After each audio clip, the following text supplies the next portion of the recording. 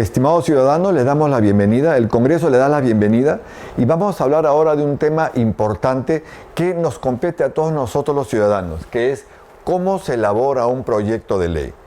¿Y por qué es importante para nosotros los ciudadanos? Porque nosotros los ciudadanos tenemos iniciativa legislativa también, por lo menos en este país. Y hay una ley que reglamenta eso, que la vamos a hablar en un momento. Pero antes de hablarles de cómo se hace un proyecto de ley, tenemos que decirles qué es una ley. Y la ley es uno de los productos más privilegiados que tiene el Congreso, porque el Congreso es la casa de las leyes, es donde se hace la ley. Y la ley expresa la voluntad de aquellos que nosotros, los ciudadanos, hemos elegido. Esa es la ley. Y la ley es un precepto de orden colectivo y además de orden jurídico que soluciona un determinado problema, ¿no?, que expresa la voluntad del pueblo. Claro, no de los 32 millones de peruanos, sino de aquellos a quienes nosotros elegimos que nos representen y que traen nuestra voz aquí en el Congreso. Esa es la ley. Ahora, en este país, ¿quiénes tienen iniciativa legislativa? Que por lo general es en muchísimos países del mundo, pero sobre todo acá tenemos una alta variedad de personas que pueden presentar iniciativas legislativas. En primer lugar, tenemos al presidente de la República. Y ojo, él es el único que tiene iniciativa de gasto. Los demás no tienen iniciativa de gasto, solo el presidente de la República, pero él solito no. Él lo tiene que hacer a través del Consejo de Ministros. Esta es una idea que tenemos los ciudadanos que creemos que creen que los parlamentarios pues, son los únicos que presentan proyectos de ley y sobre cualquier tema, inclusive proyectos que generan gastos. No es así. Solamente el presidente de la República puede presentar proyectos de ley que generan gasto y son muchas las entidades o las personas que pueden presentar proyectos de ley. Debajo del presidente tenemos a quienes, a los congresistas, pero lo hacen a través de sus grupos parlamentarios. Si el grupo parlamentario tuviera 5 miembros, que es el número más pequeño que hay según lo que establece nuestro reglamento, que además es nuestra ley orgánica, nos dice que si tiene 5 miembros tiene que tener por lo menos 3 firmas. Y si tiene más de 5 miembros tiene que tener por lo menos 6 firmas y además siempre debe de firmar el jefe del grupo parlamentario o el jefe de la bancada, que es el vocero. De esta manera, los grupos parlamentarios se hacen responsables de la calidad de proyectos que presentan sus integrantes. Luego de los congresistas tenemos a los poderes del Estado y a las instituciones públicas autónomas. ¿Quiénes son estos? El Poder Judicial, el Ministerio Público, la Defensoría del Pueblo, el Tribunal Constitucional, el Consejo Nacional de la Magistratura, etc., el Banco Central de Reserva, la Contraloría, pero solo pueden presentar proyectos de ley sobre su materia, sobre su tema, no sobre cualquier tema. Claro, el Poder Judicial aprobado en sala plena de vocales supremos, el Ministerio Público aprobado en sala plena de los fiscales supremos, ¿no? El Tribunal Constitucional también aprobado en sala plena de los magistrados del tribunal, el Banco Central de Reserva con aprobación de los 7 directores que tiene el BCR y así, ¿no?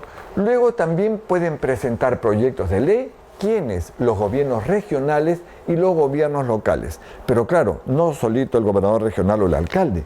Tienen que presentarlo con la aprobación o del Consejo Regional o del Consejo Municipal, según sea el caso.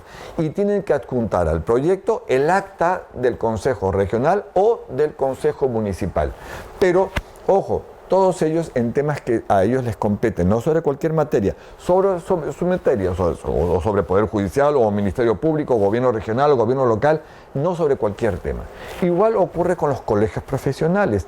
Ellos también tienen iniciativa legislativa, solo sobre su tema, y tiene que ser aprobado o por su junta directiva, o según lo que mande su estatuto, por una asamblea de los agremiados a ese colegio profesional.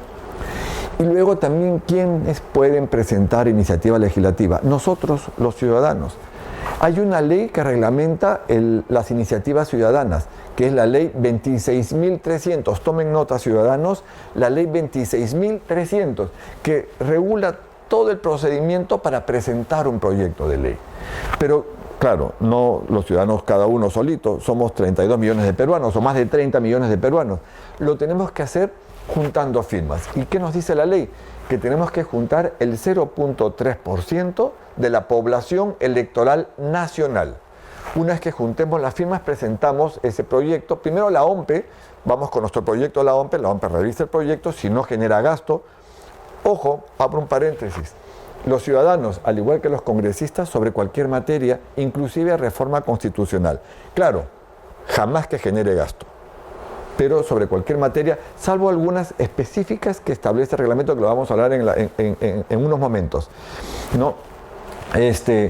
Una vez que los ciudadanos juntamos las firmas, fuimos a la OMPE, compramos nuestros planillones, juntamos las firmas y regresamos a la RENIEC.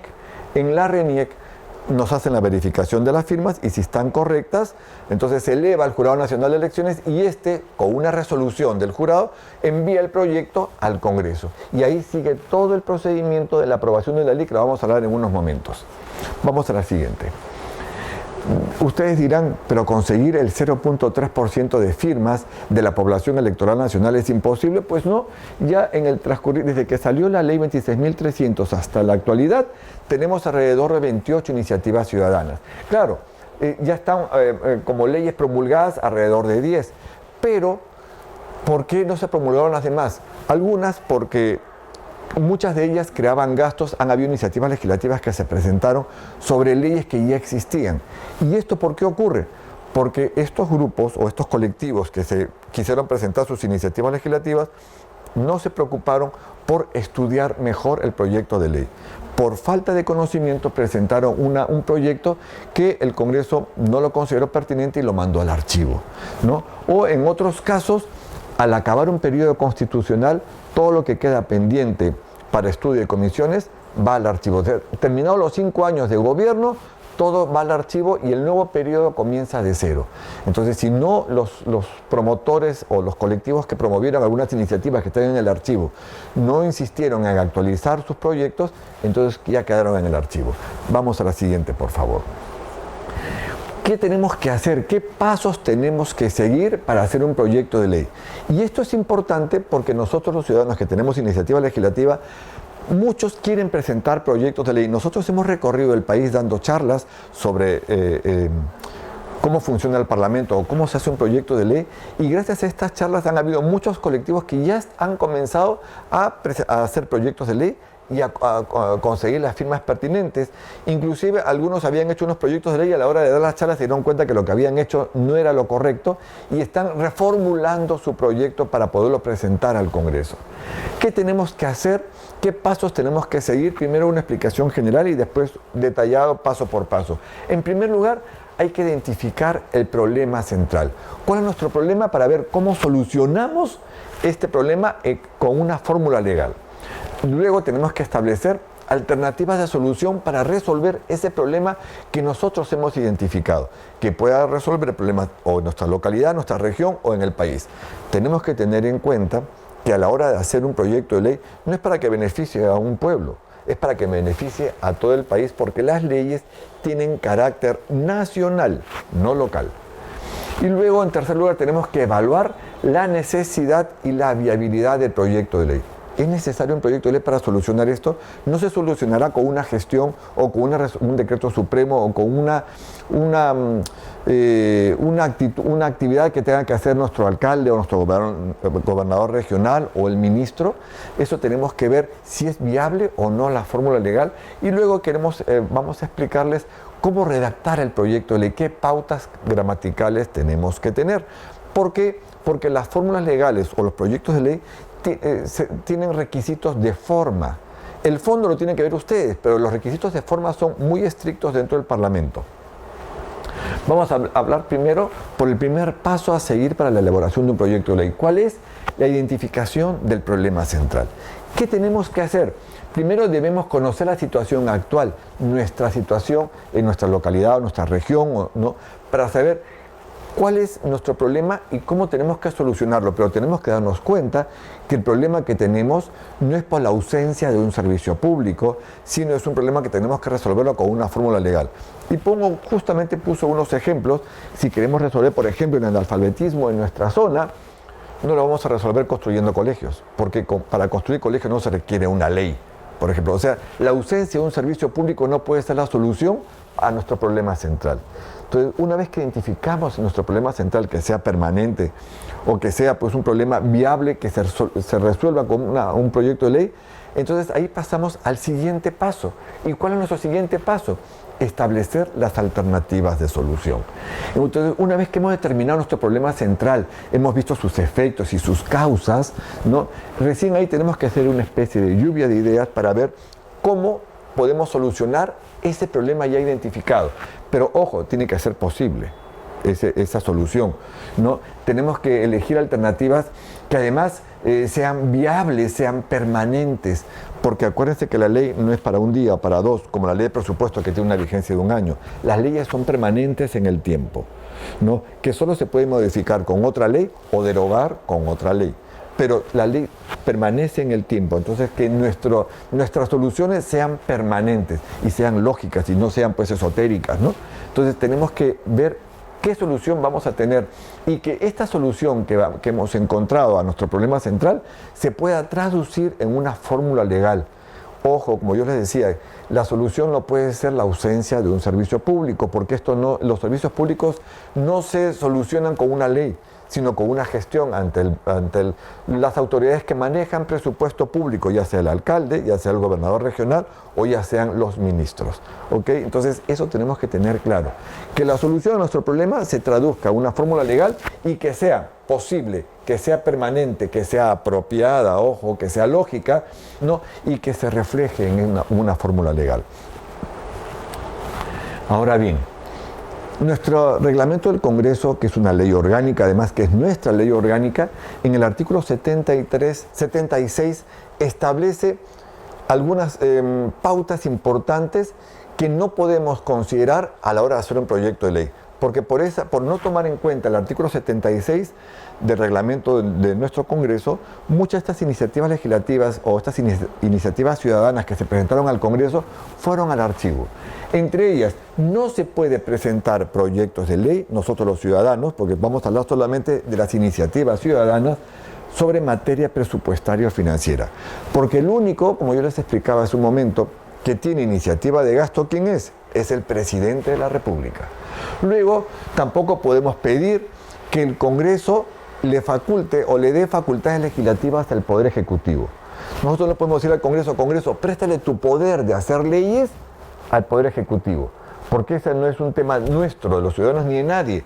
El único que puede pedir las facultades legislativas para vía decretos legislativos legislar es el mismo Poder Ejecutivo, que se lo pide al Congreso, y si el Congreso lo considera pertinente, se las da, porque también le puede decir no te doy las facultades legislativas. Ojo, entonces ya van dos prohibiciones. Tampoco podemos hacer un proyecto de ley, nosotros los ciudadanos, que corrija límites, demarcaciones territoriales o que cree distritos, provincias o regiones. Esa es solo potestad del Poder Ejecutivo. Solo el Poder Ejecutivo puede presentar este tipo de leyes que corrijan demarcaciones territoriales, que creen distritos, provincias o regiones. ¿Ok? Tampoco podemos hacer un proyecto de ley nosotros los ciudadanos para un tratado internacional, un convenio, un acuerdo internacional. Eso solo es entre el Poder Ejecutivo, entre el gobierno y otro país. Nosotros los ciudadanos no intervenimos en esto. Y una vez que el gobierno firma un tratado con otro país, ese tratado, convenio o acuerdo internacional lo tiene que traer aquí al Congreso para que el Congreso vea si lo ratifica o no lo ratifica, ¿no? Luego tenemos los consentimientos para el ingreso de tropas extranjeras. Cuando vienen tropas extranjeras a nuestro país con armamento para hacer ejercicios militares, ya sea con el ejército, la marina, la fuerza aérea o la policía, tiene que pedir autorización al Congreso y el Congreso se la puede otorgar. Pero eso solo lo puede pedir el Poder Ejecutivo, no nosotros los ciudadanos. Nosotros los ciudadanos no podemos decirles que vengan el ejército o la marina de Estados Unidos o de Alemania o de Inglaterra o de Corea o de quien sea aquí al Perú a hacer ejercicios con nuestras Fuerzas Armadas. Eso solo lo puede pedir ¿quién? El Poder Ejecutivo, no nosotros. Nosotros no podemos hacerlo. Tampoco podemos, y obviamente acá ya no tiene ni siquiera explicación, presentar proyectos de ley para declarar estados de sitio, estados de emergencia. Eso es solo atribución del Poder Ejecutivo, ni declaraciones de guerra o firma de paz, porque eso es entre gobiernos y el Congreso es quien autoriza o no, o autorizaciones para que el presidente de la República salga del país. Ojo, cuando el presidente de la República quiere cruzar la frontera del Perú a otro país para una visita oficial o personal, tiene que pedirle permiso al Congreso. pero eso es solo atribución del Poder Ejecutivo. Nosotros no podemos decirle al Congreso, por favor, autoriza a nuestro presidente a que se vaya a otro país. Eso no lo podemos hacer. Eso es solo atribución del presidente de la República. Por eso, ingresan a nuestro portal del Congreso, en la parte superior del portal, dice Constitución y Reglamento del Congreso. Ingresan a nuestro reglamento del Congreso y revisen bien el artículo 76. El 75, que son los requisitos para la presentación de proyectos, y el 76, donde están las prohibiciones. ¿Qué no podemos presentar para un proyecto de ley? ¿Ok? Esto es importante. Ahora bien, para hacer un proyecto de ley no se puede hacer a la ligera. Hay que investigar, hay que leer, hay que informarse bien para que nuestro proyecto pueda ser muy bien recibido y pueda pasar todos los obstáculos que hay dentro del Congreso, que son el estudio en comisiones, el debate en el Pleno, la doble votación, y que pueda también pasar por la revisión por el Poder Ejecutivo para que se pueda ser promulgado y se convierta en ley. Entonces, les quiero dar a ustedes algunas fuentes importantes que sería bueno investigar para poder hacer nuestros proyectos de ley. No es que tenga que leer todo y para hacer proyectos de ley, pero son fuentes de investigación que nos ayudan. Entre ellas, el Acuerdo Nacional. El Acuerdo Nacional es la reunión del presidente de la República con titulares de pliegos y de poderes del Estado y jefes de partidos políticos. El presidente del Congreso, el presidente del Poder Judicial, el fiscal de la Nación, los jefes de partidos políticos, defensor del pueblo, en fin, titulares del pliego, presidente del Tribunal Constitucional, que se reúnen para tomar acuerdos y decisiones de Estado. Es decir, crean metas que van a servir de horizonte para que el país vaya hacia ese sentido. Entonces, el Acuerdo Nacional, que ya tiene varias decisiones tomadas, ayudan como fuente de investigación. Luego están los planes de gobierno. Planes de gobierno, primero que nos presentan los candidatos, ¿no?, al Congreso de la República, los mensajes presidenciales, la presentación del presidente del Consejo de Ministros, porque cada vez que se elige un nuevo gabinete, acuérdense ustedes, ese nuevo gabinete tiene que ir al Congreso una vez que jure el cargo, dentro de los 30 días naturales después de haber jurado el cargo, al Congreso, y presentan al Congreso su plan de gobierno. Este plan de gobierno tiene que ser ratificado por el Congreso, porque el Congreso, para ratificarlo, le da el voto de confianza al gabinete. Si no se lo da, entonces se va el gabinete, y ya saben que si el Congreso censura 2 gabinetes, el presidente de la República puede, no es que es obligatorio, puede cerrar el Congreso. Pero como fuente de información, como fuente de investigación, tenemos los mensajes de estos gabinetes que vienen al Congreso, las presentaciones del presidente de la República, ¿no? Además, también los planes de trabajo que hacen las comisiones ordinarias. En el Congreso actualmente tenemos 24 comisiones ordinarias y que cada año podrían aumentar o disminuir. Estas comisiones ordinarias, una vez que se instalan, ellos presentan un plan de trabajo y tienen planes de acción. Eso también hay que revisarlas para saber qué cosa tienen, ¿no? Entre todas estas fuentes también están, por ejemplo, los dictámenes que ya están en estudio en comisiones, porque es importante que además, entre nuestras fuentes de investigación, revisemos la normativa, porque se nos puede ocurrir hacer una ley y de repente eso ya existe. Entonces, como ha pasado con una iniciativa ciudadana, que se hicieron un proyecto de ley de algo que ya existía esa ley, y obviamente la mandaron al archivo. Entonces tenemos que revisar justamente la normativa, los informes de la Defensoría del Pueblo, los planes de los organismos constitucionales, organismos autónomos. Entonces tenemos una vastísima fuente de investigación que yo los invito a que revisen este PPT para que ustedes puedan tomar como fuente de investigación a la hora de desarrollar un proyecto. ¿Y por qué es importante? Porque estas fuentes de investigación pueden ayudar a buscar justamente esas alternativas de solución al problema que nosotros ya hemos identificado, hemos visto sus causas y sus efectos. Entonces, para encontrar nuestras alternativas de solución, tenemos una vasta variedad de fuentes de investigación. ¿Ok? Ahora bien, cuando ya hemos identificado nuestro problema central, ya tenemos nuestra alternativa de solución, tenemos que tomar en cuenta algo muy importante: evaluar la necesidad y la viabilidad de la proposición o del proyecto de ley que queremos hacer. ¿Para qué? Porque tenemos que definir si es que la materia a solucionar requiere de un proyecto de ley. requiere de un proyecto de ley, no será de una gestión que se necesita. Entonces, este tipo de situaciones son las que tenemos que ver, ¿no? Tenemos que estudiar, como yo les decía, nuestro marco normativo para no repetir algo que ya existe. Porque también la iniciativa ciudadana puede ser para modificar una ley existente, eso sí es posible, o para derogar una ley existente, ¿no? O para crear una ley nueva. Entonces, esos son los efectos en la vigencia de la norma que tenemos que ver. ¿Creamos una ley o no la creamos, ¿no? Tenemos que determinar el costo-beneficio. Es importante que tengamos claro que nosotros no podemos presentar proyectos de ley que generen gasto. Solo el presidente de la República es el único que presenta proyectos de ley que generan gasto. Tenemos que indagar sobre los estudios de los proyectos de ley que ya hay en el Congreso. Porque ahora cualquier persona, ahora no hace muchísimos años, pueden entrar a nuestra base de datos y ver si es que actualmente existe algún proyecto de ley sobre lo que nosotros queremos presentar. Porque si hay un proyecto de ley, no hay que hacer lo mismo, pues tendremos que ver o una alternativa diferente o alternativas que pueden ayudar a enriquecer ese proyecto de ley, como artículos adicionales, ¿no? O modificar una ley existente, como yo les decía, ¿no? Tenemos que analizar la opinión de los destinatarios. ¿Quiénes son los beneficiarios de la norma? ¿Realmente los va a beneficiar o de repente a la hora de hacer este proyecto de ley, en vez de beneficiarlos, los perjudica? Si así fuera, entonces tenemos que cambiar nuestro concepto en el proyecto de ley. ¿Ok? Tenemos que verificar si es constitucional o no. No se puede hacer jamás un proyecto de ley que vaya contra nuestra Carta Magna, contra la Constitución. La Constitución es la ley de leyes y sobre ella o debajo de ella están todas las demás normativas. No puede haber nada que vaya contra la Constitución. Eso tenemos que tener clarísimo, ¿ok? Hay que además evaluar social y políticamente, ¿no?, la viabilidad del proyecto de ley, si es que es viable o no. Acuérdense que un proyecto de ley por lo general se hace para solucionar un problema central, para aumentar alguna pena, alguna sanción o algo terminado. Pero en términos generales, soluciona un problema, no crea un problema. Esa es la razón de ser de un proyecto de ley. Ahora bien, ahora quiero pasar a la parte gramatical, a la estructura de forma de un proyecto de ley. ¿Qué tenemos que tener en cuenta a la hora de redactar un proyecto de ley? Primeramente, algunas pautas gramaticales. Siempre los proyectos de ley se hacen en tiempo presente. No se hacen en tiempo futuro ni pasado, no, en tiempo presente.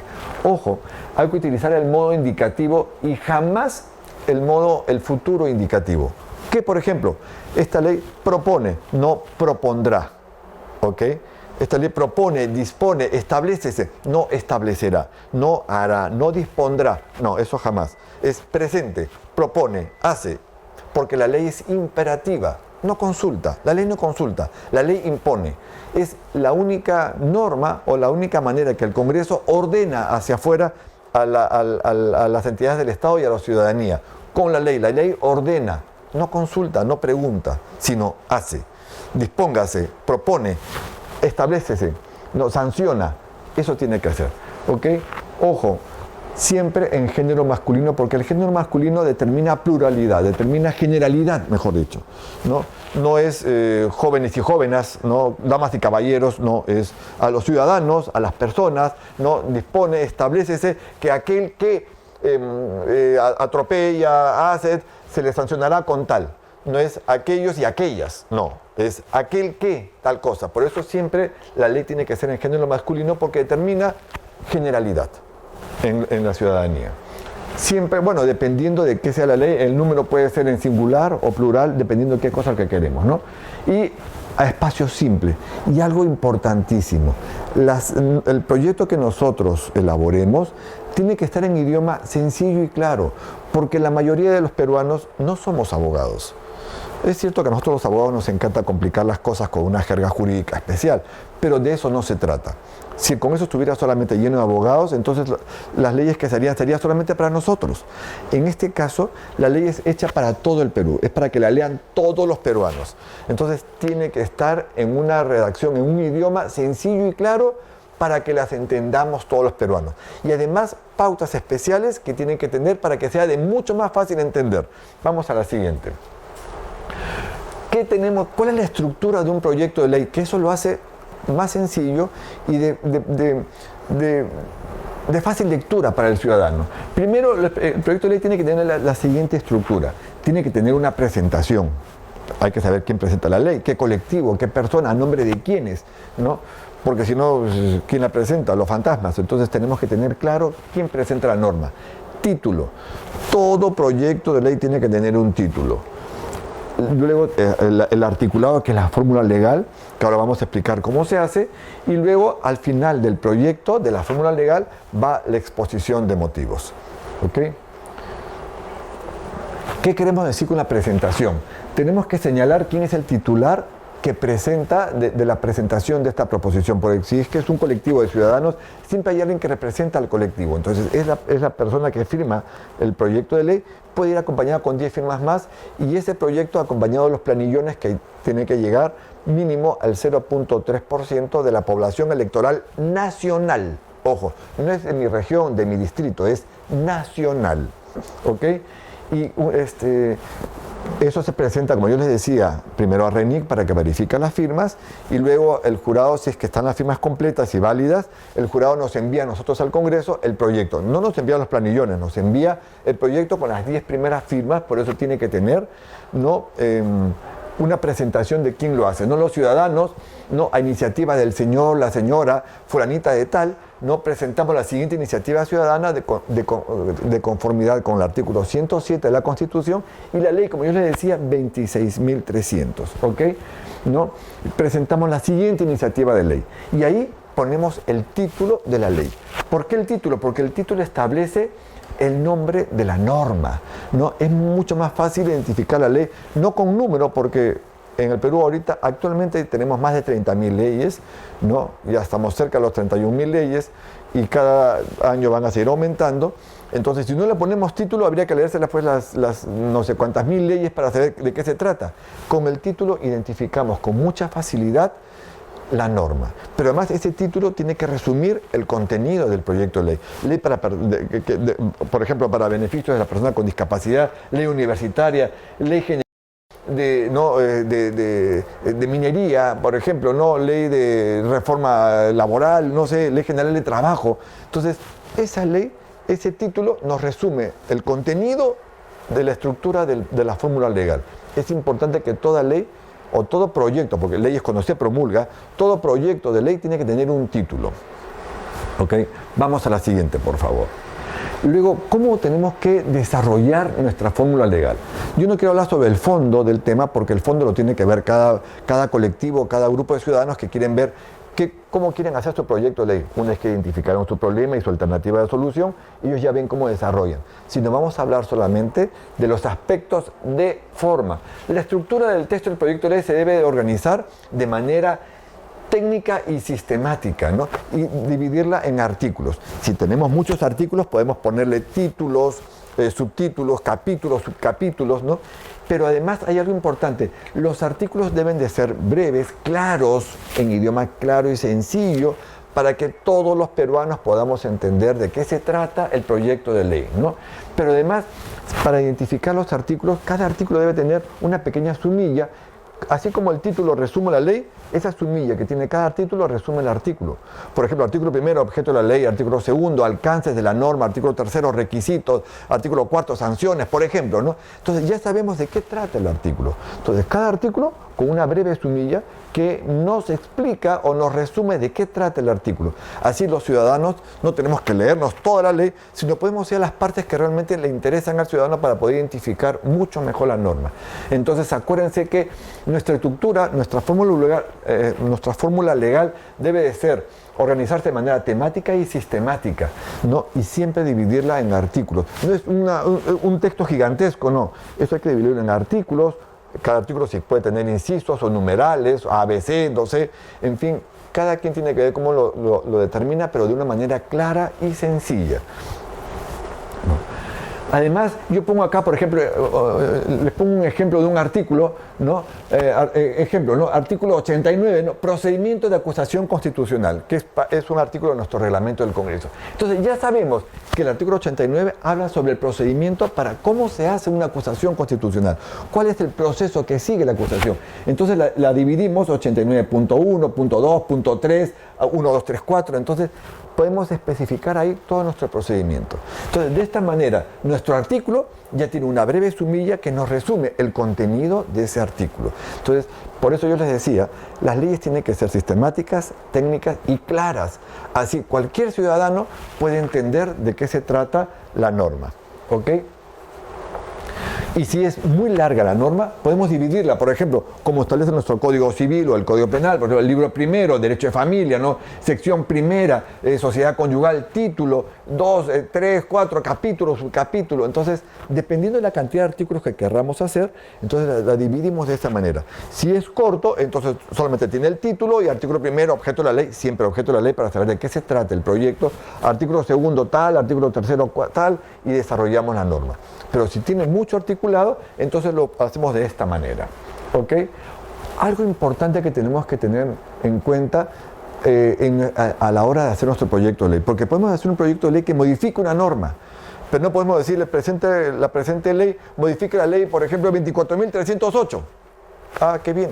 Pero tenemos que decir qué cosa es nuestra categoría normativa, que es ley, decreto legislativo, qué cosa es decreto supremo, qué cosa estamos modificando.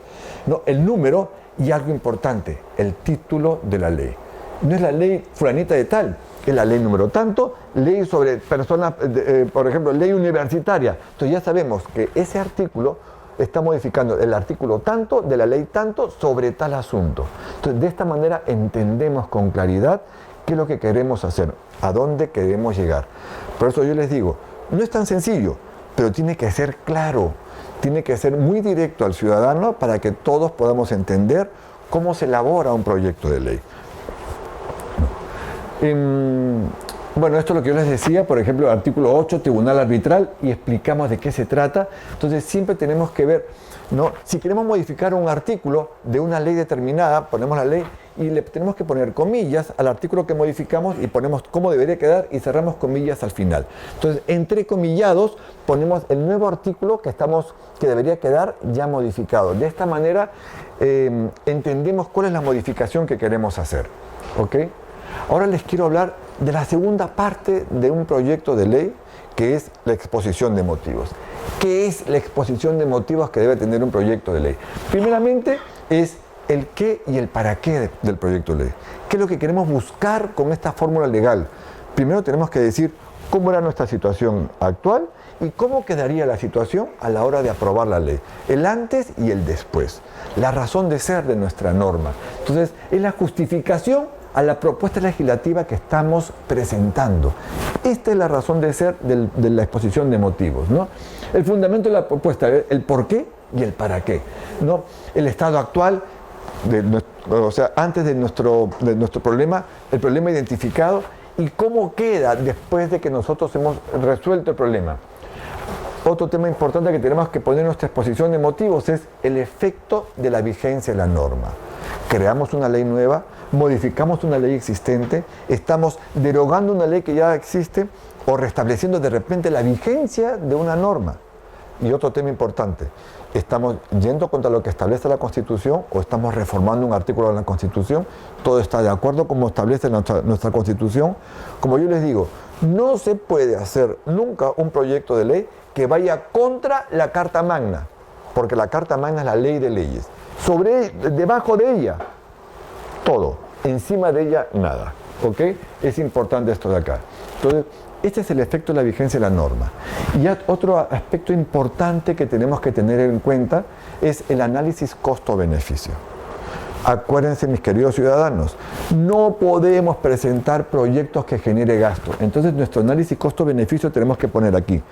¿Quiénes son los beneficiarios de la norma? Y si esta norma ha generado gasto o no. La presente norma no genera gasto al Estado, por cuanto esto más bien busca un beneficio a tal colectivo, a tales personas, a la región, a los estudiantes, a las amas de casa, en fin, no sé qué cosa es lo que quieren ustedes poner, pero de esta manera establecemos que no establece gasto. Si tiene un costo, ahí tenemos un problema, porque nosotros los ciudadanos y nadie, a excepción del presidente de la República, tiene iniciativa de gasto. Eso tenemos que tenerlo claro. Y si es que nuestro proyecto de ley, el que estamos presentando, afecta, beneficia el medio ambiente, la ecología, ahí recién tenemos que presentar un proyecto sobre un informe sobre incidencia ambiental. Si tiene que ver algo con el medio forestal, minero, acuífero, y puede perjudicar o no el medio ambiente, tenemos que poner una incidencia ambiental. Solo esto no es obligatorio, salvo que afecte al medio ambiente. Todos los demás puntos en una exposición de motivos son obligatorias. Los fundamentos del proyecto de ley, eso es básico, porque si no, no sabemos por qué presentamos la norma, por eso lo repito, el efecto de la vigencia de la norma que creamos, que hacemos, modificamos, ¿no? Y el análisis costo-beneficio. ¿Cuesta o no cuesta? No debe de costar, si no, va al archivo. ¿Ok? Si queremos presentar anexos a nuestra fórmula legal, a nuestro proyecto de ley, los anexos van al final del proyecto de ley, ¿no? Que nos detallan algunos formatos o cosas, o cuadros que querramos presentar, estadísticas, ¿no?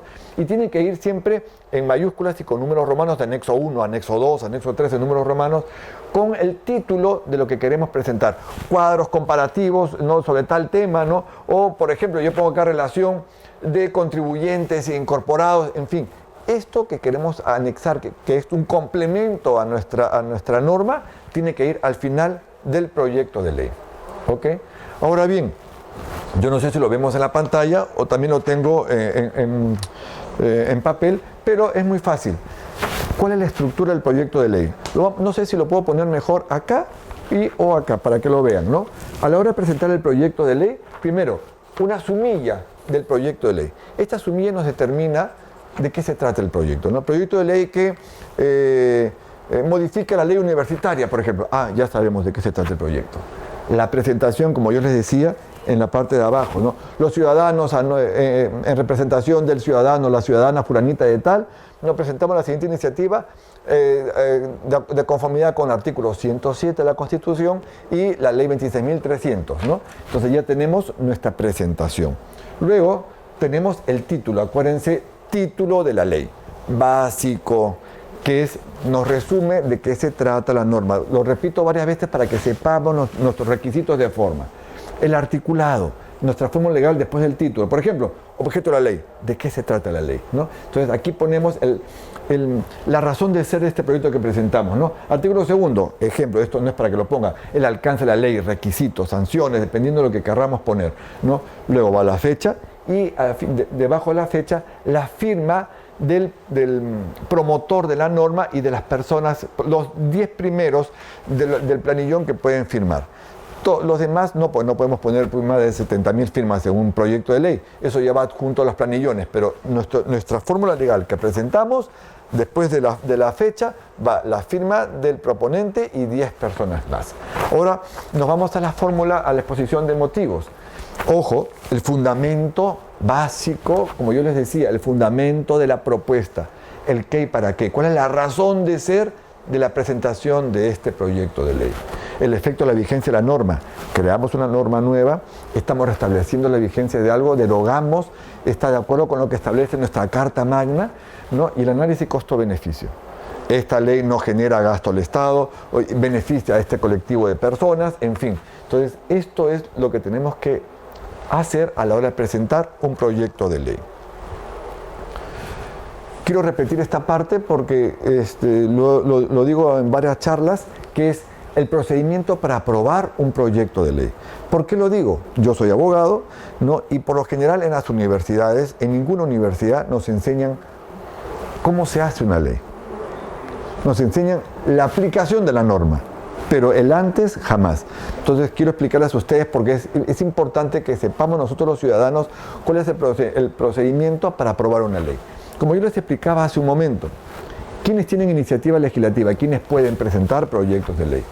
El presidente de la República, que es el único que tiene iniciativa de gasto, nadie más puede presentar proyectos que generan gasto al Estado. Luego los congresistas, como ya expliqué al inicio de la charla, a través de su grupo parlamentario. Luego están los poderes del Estado y las entidades autónomas, Poder Judicial, Ministerio Público, Tribunal Constitucional, Consejo Nacional de la Magistratura, Banco Central de Reserva, Contraloría, etc. Pero sobre los temas que a ellos les competen, no sobre cualquier materia. Luego gobiernos regionales y locales, adjuntando el acta del Consejo Regional o el Consejo Municipal, pero también en los temas que a ellos les competen. Del mismo modo los colegios profesionales, ¿no?, solo en los temas que les competen, y al final nosotros los ciudadanos sobre cualquier materia que no genere gasto y tampoco que sean los puntos que hemos explicado que están establecidos en el artículo 76 del reglamento. Una vez que presentamos el proyecto de ley, esto ingresa al Congreso y va a una comisión como mínimo y como máximo a 2 como establece nuestro reglamento. Una vez que la comisión tiene el proyecto de ley, entonces tiene en teoría 30 días hábiles para estudiar el proyecto. ¿Por qué, según me dicen algunos ciudadanos que nos han escrito a los correos, por qué se toman mínimo 30 días hábiles? Porque las comisiones ordinarias piden opiniones, que es parte de los insumos que ellos tienen para estudiar el proyecto de ley, piden opiniones a diferentes sectores. En primer lugar, al Ministerio de Economía, para ver si genera gasto, a los ministerios del ramo, si es un proyecto de educación, al Ministerio de Educación, si es un proyecto agrario, al Ministerio de Agricultura y así, etcétera, ¿no? También a universidades, a gremios, a grupos de profesionales, ¿no?, a colegios profesionales, y nos piden opinión a nosotros los ciudadanos. Ojo, queridos amigos, cualquier persona, nacional o extranjera, puede entrar a cualquier proyecto de ley en estudio en comisiones de nuestro Congreso de la República, en eso somos pioneros en la región y en el mundo, ojo, y puede emitir una opinión sobre el proyecto de ley que está en estudio. Podemos decir si estamos a favor, si estamos en contra, y algo muy importante, podemos presentar sugerencias de modificación a los proyectos de ley. ¿Esto para qué sirve? Porque una vez que llegan estas opiniones a la comisión ordinaria que está estudiando el proyecto de ley, todas estas opiniones del Ministerio, de los demás grupos ciudadanos, sirven de insumo para la elaboración del dictamen. ¿Qué es el dictamen? El dictamen es el estudio final de un proyecto de ley. Entonces, una vez que ya la comisión emitió su dictamen, ¿no?, si es que no le quedó corto los 30 días útiles, puede pedir ampliación al Consejo Directivo. Ojo, una vez que emitió el dictamen puede ser de dos formas, o un dictamen favorable o un dictamen negativo. Si es negativo, va al archivo, ahí muere el proyecto. Otra cosa importante, el dictamen puede ser de un solo proyecto o de muchos proyectos que traten sobre el mismo tema, ¿ok? Y si el dictamen es favorable, puede ser por unanimidad o por mayoría y minoría. Unanimidad significa que todos los miembros de los grupos parlamentarios presentes en la comisión votaron a favor. Entonces, a la hora de discutirse en el Pleno del Congreso, lo que establece nuestro reglamento en el artículo 54 y 55, dice que a la hora del debate solamente hablan 2 minutos por grupo parlamentario, porque solamente establecen los fundamentos de por qué votaron a favor. Porque ya el debate de fondo se dio en la comisión ordinaria, donde todos los grupos políticos representados votaron a favor. En cambio, cuando es por mayoría y por minoría, ¿qué significa minoría? Mayoría es que todos los de la comisión, los que estaban, o por lo menos la mayoría de ellos, votaron a favor. Y los que votaron en contra, si quieren, ahí no es obligatorio, pueden presentar un dictamen en minoría. ¿Esto para qué sirve? Porque a la hora que esto entra a debate, ahí sí se le pone tiempo de debate cuando es mayoría y minoría. El Consejo Directivo establece un tiempo de debate entre 20 minutos y 1 hora. Entonces, en el debate, si es que el Pleno del Congreso rechaza el dictamen en mayoría, entonces entra a debate o a votación el dictamen en minoría. Y a veces ese dictamen en minoría ha sido firmado por un solo parlamentario y lo ha aprobado el Pleno y se ha convertido en ley. Claro, son casos mínimos en la historia de la República, del Congreso, pero se ha dado esta situación. Entonces, una vez que la comisión emitió su dictamen favorable, lo publica en el portal del Congreso por 7 días o 1 semana. ¿Cuál es la idea de la publicación? Tiene 2 acepciones. Una es que nosotros los ciudadanos podamos ver cuál es el trabajo de la comisión, si es que está también nuestra opinión, por ejemplo, ¿no? Y la segunda acepción es para que los parlamentarios que no son miembros de esa comisión ordinaria, porque son 24 comisiones ordinarias y el reglamento establece que los parlamentarios pueden estar mínimo en una comisión y máximo en 5. Suponiendo que estuvieran en 5, entonces hay 19 comisiones en las cuales ese parlamentario no pertenece. Entonces, está obligado a revisar el portal del Congreso para saber qué es lo que han trabajado las comisiones y cuál es la razón para que a la hora del debate en el Pleno ningún parlamentario diga yo no conozco ese dictamen, pido que no se debata. No, lo que va a pasar ahí es que lo que va a hacer el presidente es decir, esto ya se publicó los días pertinentes y en todo caso no va a haber, no se va a postergar el debate. Entonces, una vez que la comisión emitió su dictamen y se publicó los 7 días o una semana, esto se envía al Consejo Directivo para que lo ingrese en la agenda y le establezca el tiempo de debate. Y una vez que entró en la agenda, va al Pleno y el Pleno ¿qué hace? Lo discute, lo debate y tiene que votarlo 2 veces. La idea de la doble votación es para un tiempo de reflexión cuando había doble cámara, la Cámara de Diputados y el Senado de la República, Cámara Política, Cámara Reflexiva. Este espacio de tiempo entre primera y segunda votación es de 7 días o una semana. Y en ese espacio es para que el parlamentario reflexione en su primera votación para saber si es que en la segunda votación modifica o ratifica su votación o de repente deciden mandar al archivo con lo que muere el proyecto y ahí se acaba esta situación. Pero si en caso en la segunda votación lo aprueban, entonces es ahí cuando se elabora la autógrafa de ley. ¿Qué es la autógrafa de ley? Es el proyecto aprobado en el Pleno con las modificaciones aprobadas, ¿no? Que se envía, la firma del presidente del Congreso con uno de los vicepresidentes y es lo que se envía a Palacio de Gobierno, al presidente de la República, para que éste tenga 15 días útiles para que vea si es que lo promulga o lo observa o de repente se inhibe de cualquiera de las dos. Tiene que tomar cualquiera de esas 3 decisiones. Si lo promulga, le ponen número a la ley y ya se publica en el Diario Oficial del Peruano y dependiendo de lo que diga la norma, entra en vigencia el día siguiente de su publicación. La segunda alternativa, el presidente de la República no está de acuerdo con el proyecto de ley. Entonces, ¿qué hace? Lo observa. Ejerce su derecho de veto. Acá en el Perú se llama observación de la autógrafa, porque todavía no es ley, es autógrafa de ley. Entonces, la observa y nos envía a nosotros, nos devuelve la autógrafa con un oficio donde dice las razones por las cuales no está, sus puntos de discrepancia, no está de acuerdo con la autógrafa y nos envía una alternativa de cómo debería quedar la autógrafa de ley. Luego pasamos a la figura de abajo. Y la tercera alternativa que tiene el presidente de la República, deja que pasen los 15 días hábiles y ni la promulga ni la observa. ¿Qué pasa con la autógrafa de ley? ¿La promulga quién? El presidente del Congreso, a lo que se le establece un número a la ley y se publica en el Diario Oficial del Peruano y se convierte en ley. ¿Qué pasa cuando la observa? Entonces, regresa al Congreso la observación y regresa a las comisiones que estudiaron ese proyecto de ley. Y la comisión, una vez que revisa esa autógrafa, tiene 2 alternativas. O hace un dictamen favorable o hace un dictamen negativo. Si es negativo, va al archivo. Muere el proyecto de ley con la autógrafa. Pero si es favorable, tiene 3 alternativas de expresar la voluntad de la comisión. Una es insistencia, la segunda es allanamiento y la tercera alternativa es texto nuevo. ¿Qué significa insistencia? Que la comisión, a la hora de estudiar el proyecto de ley, decidió no aceptar la observación del presidente de la República. Le dice, presidente, no estoy de acuerdo con tu objeción, con tu punto de vista. ¿No? Entonces el Congreso, la comisión envía esa insistencia al Pleno, en el Pleno se discute y se vota. Y para que se apruebe la insistencia, para que se apruebe el primer proyecto que el Congreso envió al Ejecutivo, o sea, para que el Congreso le diga al presidente de la República, quiero que lo que yo aprobé se convierta en ley, requiere mayoría calificada. Acuérdense que mayoría calificada es la mitad más 1 del número legal de miembros. No es 87, es 66 votos. Mitad más 1 número legal de miembros. Porque el número legal de miembros del Congreso es 130. ¿Qué nos dice el allanamiento? La segunda alternativa de decisión que toma la comisión. El allanamiento dice que la comisión acepta los puntos de vista, la corrección que nos hace el presidente de la República. Esto igual se eleva al Pleno y se vota con mayoría simple. Esto no requiere mayoría calificada. En ambos casos, tanto en insistencia como en el allanamiento, quien promulga la autógrafa de ley ya no es el presidente de la República, es el presidente del Congreso, a lo que se envía esto al Ejecutivo para que le pongan número y se publica en el Diario Oficial del Peruano. Y la tercera alternativa es el texto nuevo.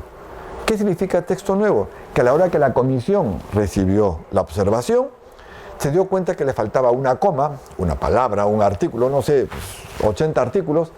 Eso diferente que faltaba poner, que cambió el fondo del asunto y que no lo conoció el presidente de la República, que cambia el fondo, no la forma, sino el fondo, que de repente por eso que faltaba, de repente no lo observaban, que no conoció el presidente de la República, se llama texto nuevo.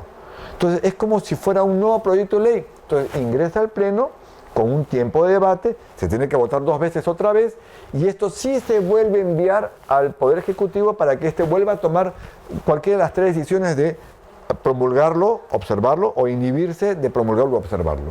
Entonces, este es el procedimiento real para aprobar una ley. Y ahora les quiero contar, mis queridos ciudadanos, qué tienen que hacer ustedes cuando ya tienen su proyecto de ley. O sea, antes de aprobar la ley. Una vez que ya tienen su proyecto de ley, ¿se van a dónde? A la OMPE. La OMPE lo que va a hacer es va a revisar el proyecto, si es que no genera gastos, si está bien elaborado, y así le vende a ustedes, ciudadanos, los planillones para recolectar las firmas. Una vez que ya comienza la recolección de firmas, ya tienen su 0.3% de la población electoral en firmas, ¿van a dónde? A la RENIEC. La RENIEC se encarga de hacer la verificación de las firmas. Y con esta verificación, una vez que si es que no llega a las firmas, o si es que le ha observado varias firmas porque son repetidas o no son válidas, entonces le envía la observación a los promotores para que ellos subsanen esta observación. Y una vez que la observación es subsanada y se llegó a las firmas requeridas por la ley 26.300, la RENIEC envía este proyecto de ley al Jurado Nacional de Elecciones. Y el Jurado Nacional de Elecciones, una vez de verificar todo, nos envía con una resolución del jurado al Congreso el proyecto de ley, que está la firma del representante más 10 firmas más, como yo les explicaba en un inicio. Entonces, ya ahí, una vez que ya el jurado nos envía, sigue el recorrido, como yo les expliqué hace un momento, de la aprobación de un proyecto de ley. Y esto es todo el procedimiento para elaborar un proyecto de ley. Espero no verlos aburridos, espero haberles creado el interés para que ustedes puedan desarrollar. No es muy complicado, solo tienen que tomar las pautas con seriedad y poder identificar su problema, sus alternativas de solución y desarrollar su fórmula. Y luego a echarse a buscar firmas para poder presentar su iniciativa ciudadana. Queridos ciudadanos, estoy a su disposición en cualquier momento y con esto terminaría yo de explicarles cómo se elabora un proyecto de ley. Será hasta una próxima oportunidad. Muchísimas gracias.